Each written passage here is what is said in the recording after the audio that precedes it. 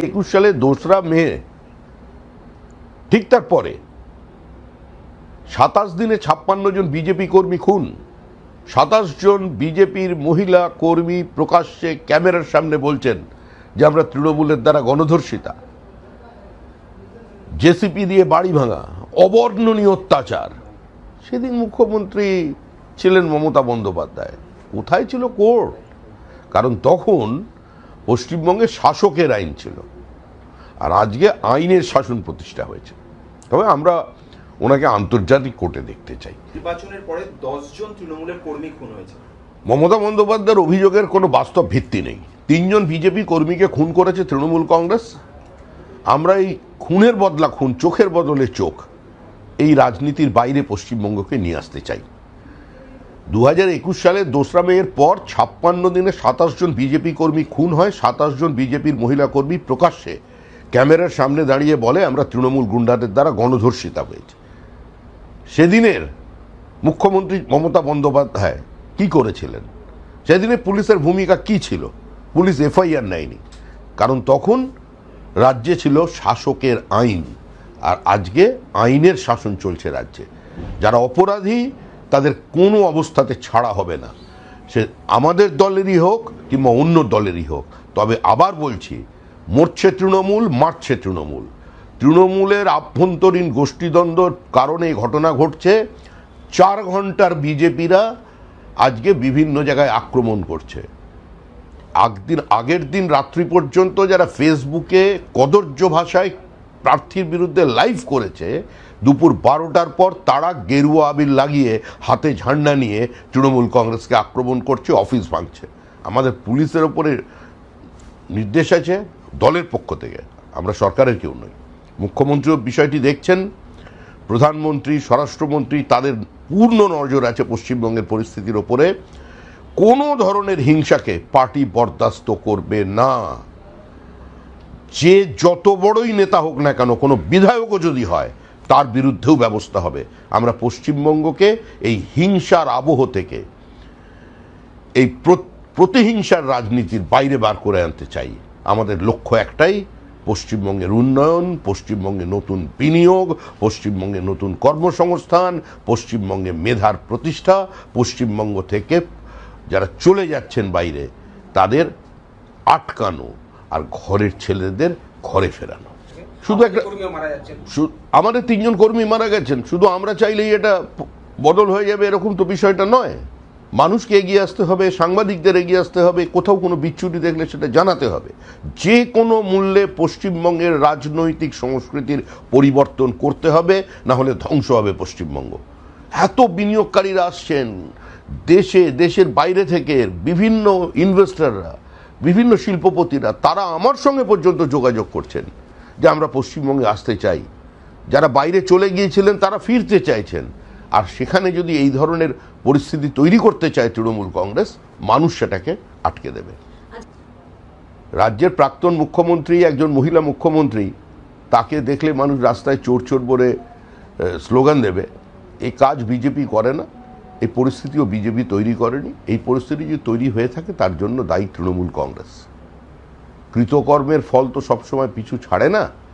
তবে এ ধরনের ঘটনা যাতে না হয়, সুস্থ স্বাভাবিক সমাজ সেটাই চায়। কিন্তু যে কাজ তারা করে এসছে তৃণমূল কংগ্রেস, তো কিছুটা ক্ষেত্রে, কিছু কিছু ক্ষেত্রে তার প্রতিক্রিয়া হচ্ছে। তবে অধিকাংশই খুঁজে দেখবেন এর মধ্যে অধিকাংশ মানুষজনই আছেন যারা হচ্ছে তৃণমূলেরই লোকজন। এই হ্যাভস আর হ্যাভস নটদের লড়াই। তৃণমূলের সময় যারা পেয়েছে তাদের বিরুদ্ধে যারা পায়নি তারা মুখ খুলছে। আজকে মমতা বন্দ্যোপাধ্যায় যখন কোর্টে যাচ্ছেন, তখন পরাজিত তৃণমূল প্রার্থী এবং এদের মধ্যে অনেকে আইনজীবী রয়েছেন, তারা মমতা বন্দ্যোপাধ্যায়ের সঙ্গে সবাই ছিলেন। এটা কি কোথাও একটা বার্তা যে তারা কোর্টকে আশ্রয় করে এবার বাঁচতে চাইছেন? না, কাকেও আশ্রয় করে বাঁচতে চাইছেন সেটা বলার ইচ্ছা আমার নেই। তবে আমরা মুখ্যমন্ত্রীকে দেখেছিলাম, মমতা বন্দ্যোপাধ্যায়কে দেখেছিলাম সুপ্রিম কোর্টে, প্রাক্তন হয়ে দেখলাম উনি এখন হাইকোর্টে। আমরা আশা করেছিলাম যে ওনাকে দেখতে পাবো ইন্টারন্যাশনাল কোর্টে। দেখা যাক কি হয়। দাদা, তৃণমূলের তরফ থেকে একটা অভিযোগ করা হচ্ছে যে আপনারা বুলডোজার চালাচ্ছেন। বলা হচ্ছে এটা উত্তরপ্রদেশ নয়, এখানে কথায় কথায় বুলডোজার চলবে না, কোর্টের নির্দেশ থাকতে হবে বুলডোজার চালাতে। আরে বাড়ি থেকে তো বেরোন, আমরা তো বলছি আপনারা হিংসা থামানোর জন্য আপনাদের কর্মীদের মারছে আপনাদের আরেক দলের লোকেরা, তাদের বাঁচানোর দায়িত্ব আপনাদের। সবাই এখন খালি বিবৃতি দিচ্ছেন ঘরের মধ্যে ঢুকে গিয়ে। সব ডিজে বাজাচ্ছিলেন আগে, এখন ডিজে বন্ধ করে দিয়ে বাড়িতে বসে বিবৃতি আর সংবাদ মাধ্যমের বুম। এই ধরনের রাজনৈতিক ধারাভাষ্য দিয়ে তো কোনো লাভ নেই। হিংসা বন্ধ করতে গেলে তাদের নামতে হবে, কারণ মারছে তৃণমূল, মরছে তৃণমূল, এটাই তো চলছে 3 বছর ধরে, এখনো তাই হচ্ছে। এই 4 ঘন্টার বিজেপি যারা হয়েছে, হঠাৎ বিজেপি, এরা কারা? এরা কেউ দলের নয়। 4 তারিখ থেকে যারা বিজেপির পতাকা ধরেছে তারা বিজেপির কর্মী নয়, তাদের পাশে দল নেই। তাদের চিহ্নিত করুন, পুলিশকে দিয়ে তুলিয়ে দিন তাদের। আমরা এগুলো হতে দেব না। বিজেপির কোনো ট্রেড ইউনিয়ন নেই, বিজেপির কোনো ছাত্র সংগঠন নেই, বিজেপির নিজস্ব গঠনতন্ত্রের ওপর চলে।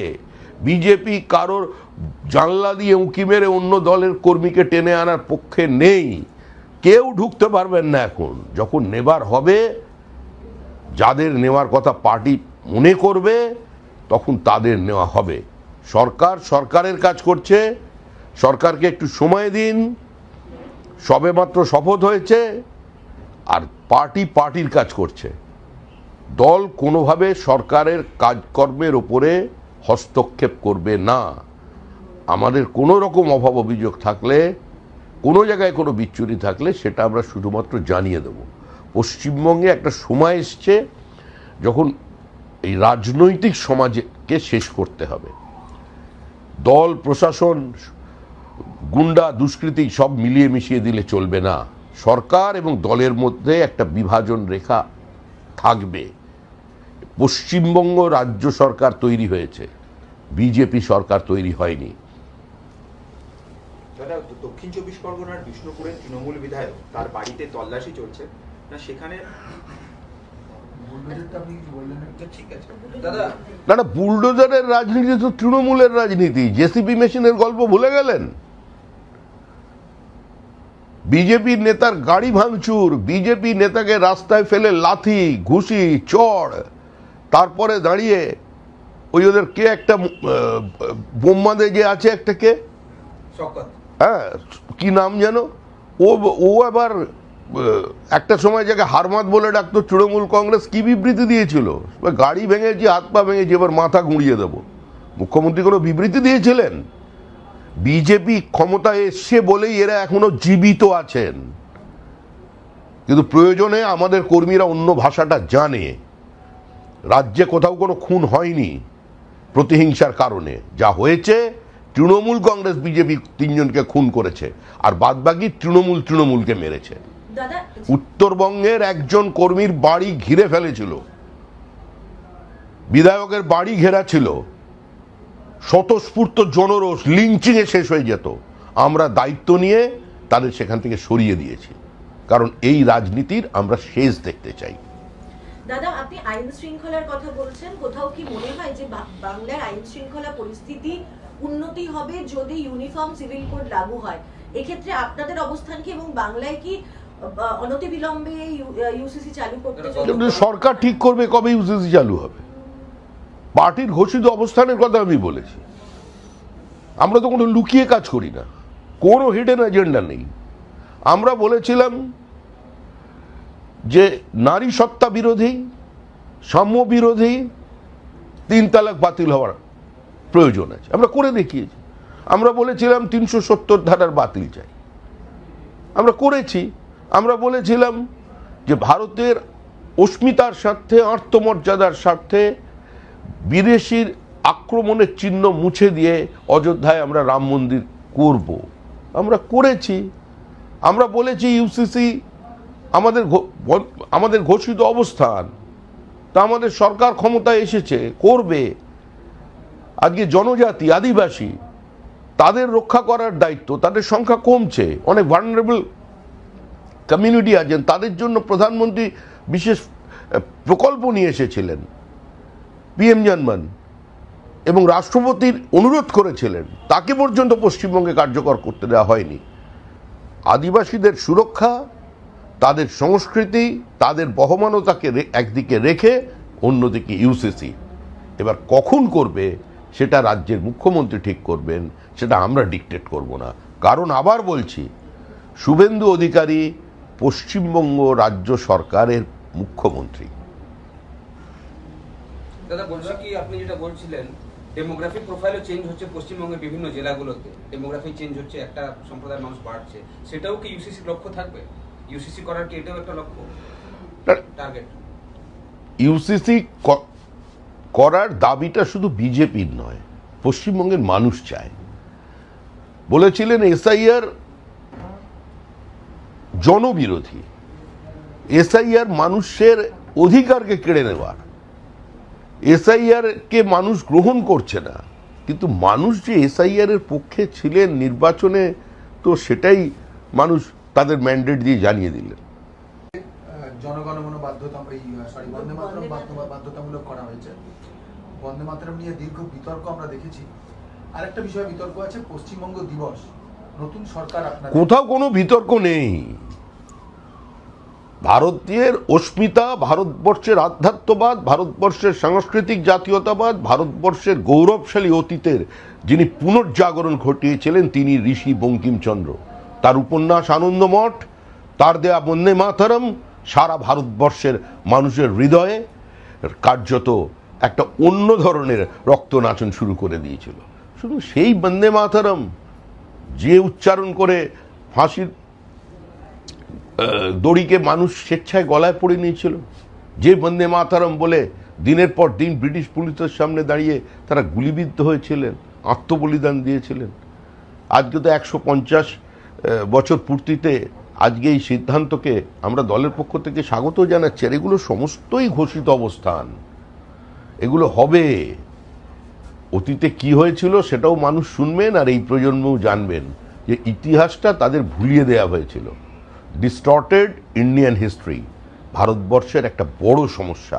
এই সমস্যার বাইরে আজকে গোটা ভারতবর্ষকেই নিয়ে আসতে হবে, দেশকে নিয়ে আসতে হবে। এটা মনে রাখবেন, আমরা শুধু রাজ্যের বা দেশের সিলেবাসের কথা ভাবছি না, ক্যারিকুলামের কথা ভাবছি না, আমরা গোটা পৃথিবীর সিলেবাসকে বদল করবার কথাটাই আমাদের এজেন্ডা, এবং সেই লক্ষ্যে আমরা কাজ করছি। পশ্চিমবঙ্গ দিবস কি বদল হবে? তৃণমূল সরকার পশ্চিমবঙ্গ দিবস পয়লা বৈশাখ ঘোষণা করেছিলেন, আপনারা বলছেন কে কার ইচ্ছা কে করে দিলেন? পয়লা বৈশাখ কোথা থেকে এলো? পশ্চিমবঙ্গের জন্ম কবে হয়েছে? 1947 সালের 20 জুন। শ্যামাপ্রসাদ মুখার্জি, মেঘনাথ শাহ, নামগুলো সব ভুলে গেছে মানুষ। রানী জ্যোতির্ময়ী, শিবেন্দু শেখর রায়, কংগ্রেসের সমস্ত হিন্দু বিধায়ক, এমনকি কমিউনিস্ট পার্টির জ্যোতি বসু, রতনলাল ব্রহ্মণ, তারা সেপারেট হিন্দু বাঙালির হোমল্যান্ডের জন্য প্রস্তাবের পক্ষে ভোট দিয়েছিলেন। জন্ম হয়েছিল সেদিন পশ্চিমবঙ্গের, সেটাই পশ্চিমবঙ্গের জন্মদিন।